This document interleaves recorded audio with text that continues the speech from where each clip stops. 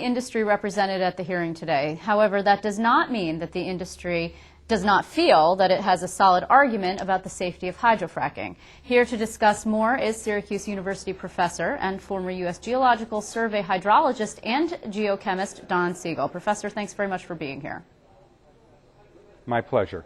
So I'd like to start it off with, of course, what everybody's talking about today, and that is the earthquake. You know, earthquakes and fault lines have been a big issue in Arkansas in connection with hydrofracking. So is this going to be a new avenue that New Yorkers should be concerned about as we debate drilling here? I don't think so. In New York State, where earthquakes occur, by and large, are up around the Adirondack Mountains in the northeastern corner of the state. And elsewhere, earthquakes are extremely scarce. In Arkansas, where the earthquakes occurred, there's a fairly extensive fault system. And there, of course, you had the issue of injecting large volumes of waste as disposal deep into aquifers. And this is not going to happen in New York either.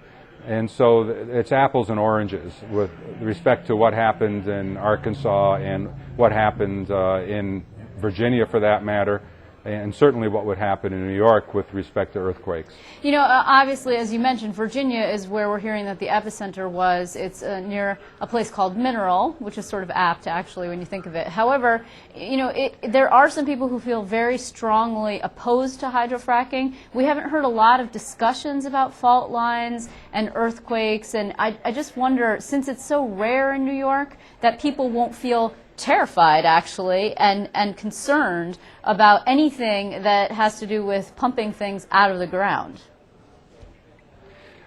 Well, basically, earthquakes are created when pressures build up that have to be fairly substantial, actually very substantial, and over a long period of time.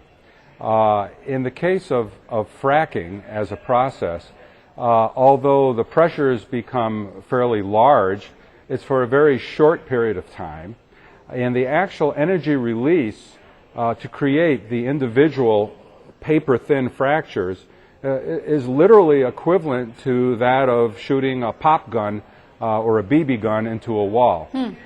So that's the physics, the actual physics of it, that can be easily demonstrated by using actual measurements and observations. So I can't imagine a situation where a pre-existing fault line could ever open up with such a short duration of pressure and with the very low energies of the release.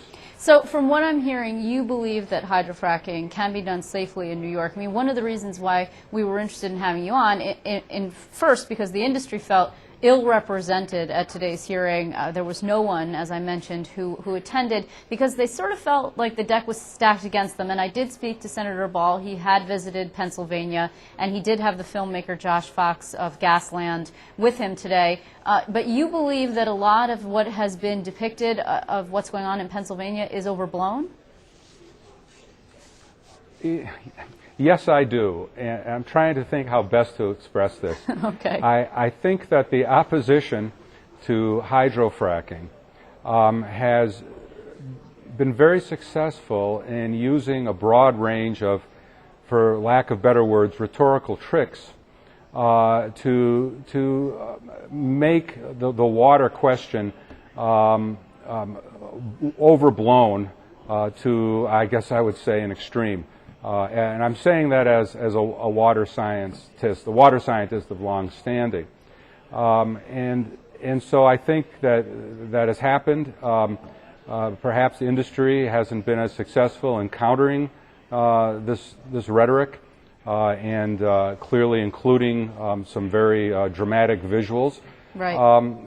But from first principles of science, much of what has been proposed as potentially leading to broad, widespread harm, either in the quality of our drinking water or the amount of water used, is vastly overblown.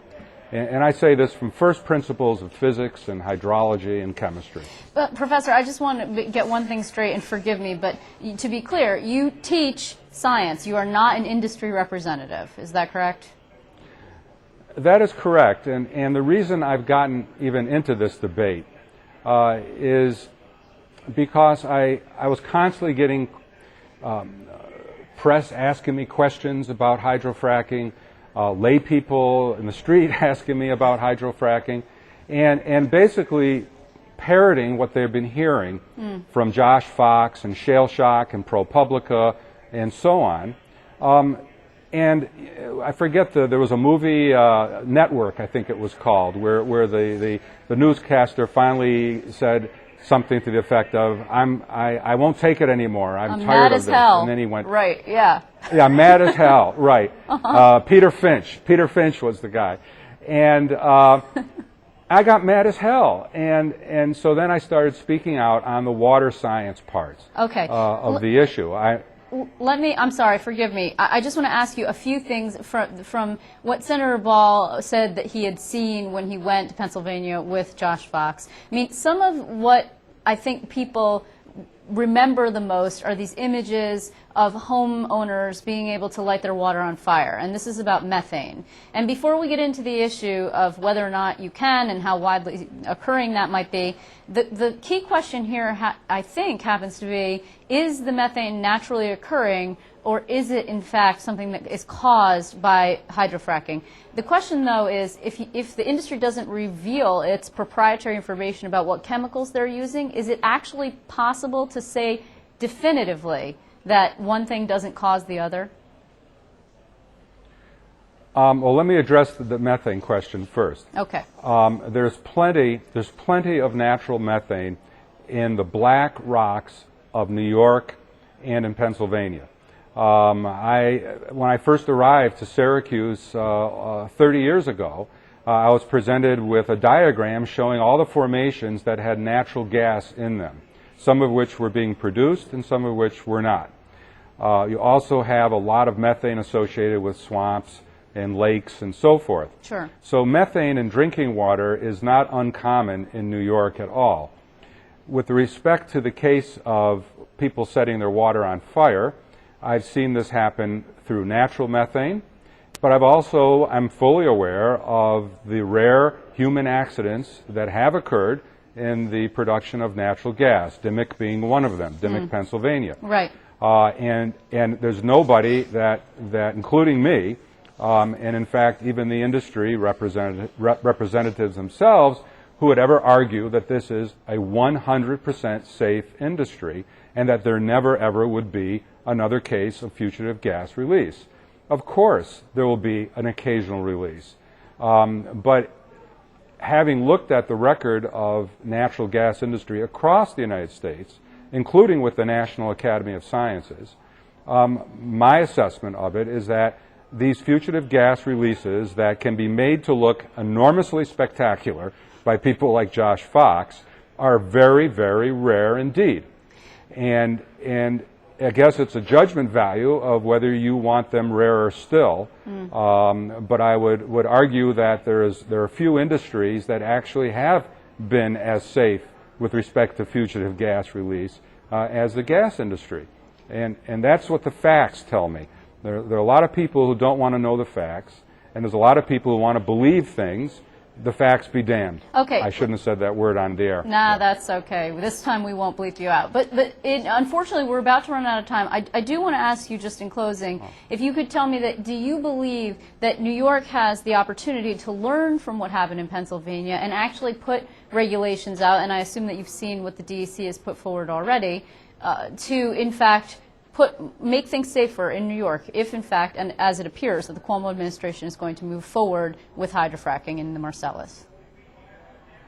Yes, absolutely. In fact, the incidences in Pennsylvania that the opposition has focused in on would not have happened in New York under current regulations. So the new DIS is going to strengthen it even more, and I feel confident that from a water quality and water quantity perspective, natural gas coming to New York will have very little environmental impact, as it has not already in the past decades and decades that natural gas has been produced in New York. Well, unfortunately, we are out of time. I do want to thank you very much, Professor Don Siegel, for joining us, and I'm pretty sure that this issue is not over, so we probably will be seeing you again. But in the meantime, thank you very much for being here. My pleasure.